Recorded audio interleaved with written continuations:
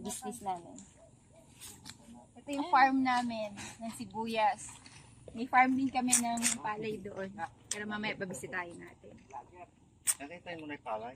Hindi ko nakit tinuro sa akin ito. Oh, meron. Hindi ko magsumunod sila ko. Wala naman tayo. Hindi ko sa upgrade. Ano nga ito? Pasakit yan na. Ito, pwede na to. Pwede na to. Alas, nakatepo. Alas 5 kami. Alas 4 kami nakarating sa kwan.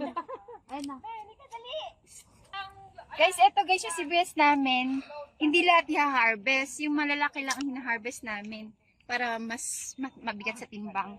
Ito pwede na. Ito yung pwede na kasi lumabas na yung pinakalaman niya. Pero ito hindi pa. Lalaki pa kasi ito. Oh, maliit pa to. Maliit pa yan. So ito bubunutin na natin Lalaki to. pa to. Ganyan din Ganun lang guys oh. O yan.